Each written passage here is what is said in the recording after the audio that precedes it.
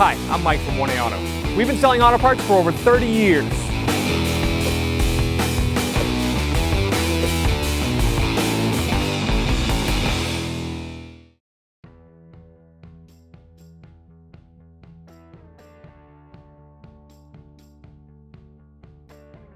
Hey everyone, Sue from 1A Auto, and today we're going to be installing an upper control arm in our 2007 Mazda 6. You can get this part or any other parts that you need for your vehicle at 1aauto.com or click at the link below. So we're going to start by removing the wheel. I have it partially on the ground so I can break the lug nut free. It's a 21mm socket. I got my 1/2-inch breaker bar. All right, so now that those are broken free and I can turn them by hand, I'm going to raise my vehicle. I have a 2-post lift. If you have a floor jack and jack stands, you do the same thing. So now with the car up in the air, we're going to remove the lug nuts and set them aside. Perfect. It's frozen on there. And this happens quite often when you have an aluminum rim with a steel front end. Obviously the steel and the aluminum, they oxidize together. So I'm going to show you how to take this wheel off safely. A lot of people don't think about this. I know I didn't the first couple of times I did it. Take a lug nut and just put it back on by hand. Not all the way, halfway. And now when you take your rubber mallet or your pry bar and you hit it from the other side, it doesn't fly off. I take a rubber mallet and I hit the rubber part of the tire on the back side. That came off nice and easy. Sometimes they don't want to come off that easy. You just got to keep giving it an effort back and forth. Now we can remove that lug nut and dismount the tire.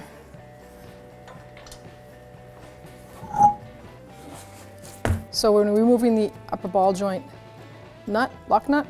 It's a 17mm socket or wrench.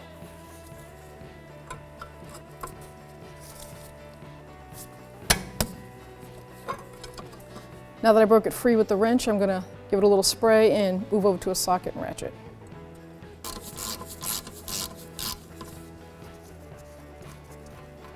So now to break the upper ball joint from the knuckle, I'm going to hit it right here where that point is with a hammer.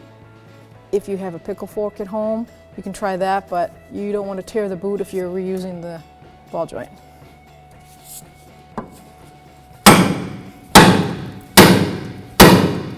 So hitting it a couple of times with a hammer, sometimes it will jolt that stud free out of the knuckle.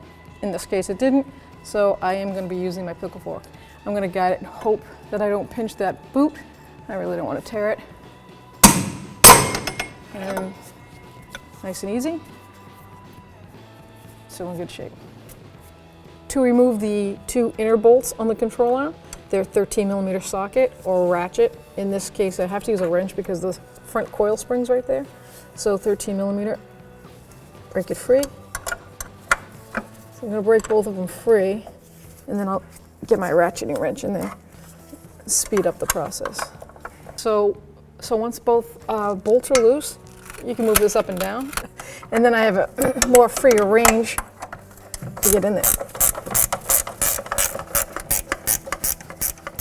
Okay, so now we're going to see which bolt has to come out first. So I think I'm going to go with the rear one. You can see the front one's hitting that spring.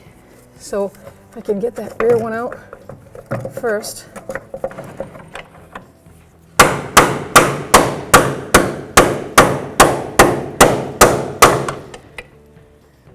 It's coming. There we go. Now we get that one out. And hopefully we have enough range now to get this one out. Gotta watch out for that ABS wire. Make sure we clear that. So I think I'm gonna try to go up in between the spring here. And oh, look at that. It's like winning the lottery. And there she is. Now you can pull the control arm out. Here we have our upper control arm. This is the one that we just took out, the original equipment. And here's the replacement from 1aauto.com. It comes with a lock nut.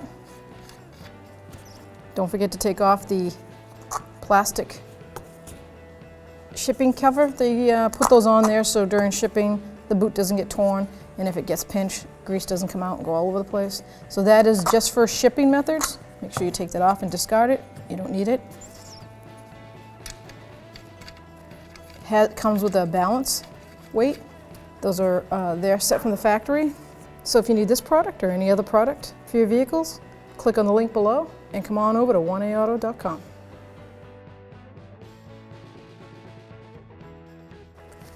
Now to install the new control arm. I'm going to just guide it right in there.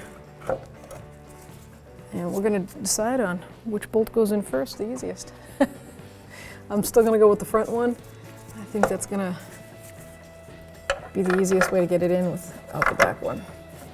So I line it up. I'm pushing it halfway through the bushing. I think I'm just going to wiggle it back and forth. I'm going to get my pry bar and do the opposite of what I did to pull it out. See if I can push it in. Now I'm going to go to the back one, line up the bushing.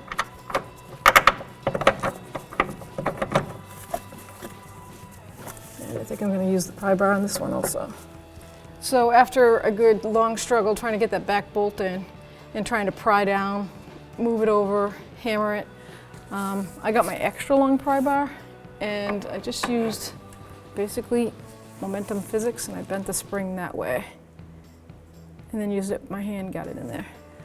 So hopefully you have something strong enough that's got a long piece of steel to it if you're at home and doing this, and you can pry the spring away from the body to get that in.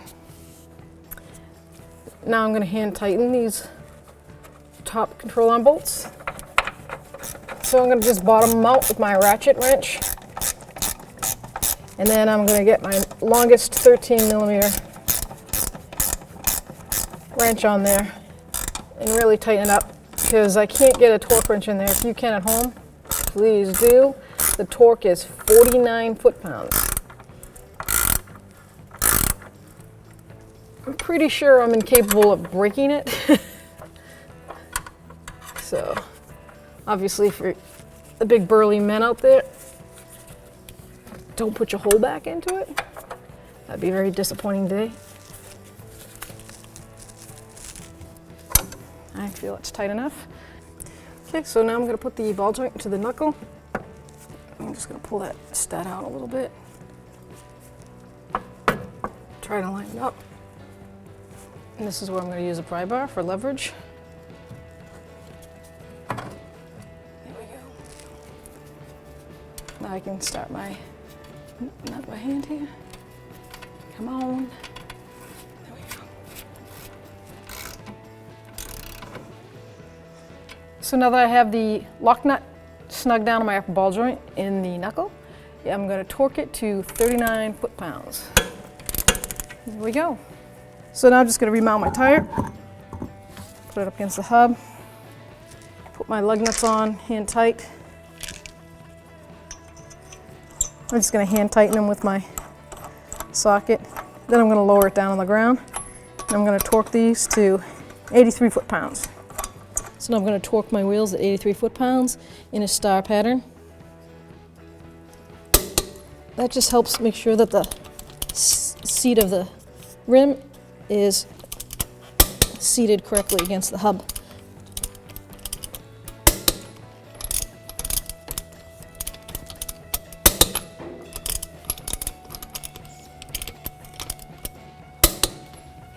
Double check it real quick.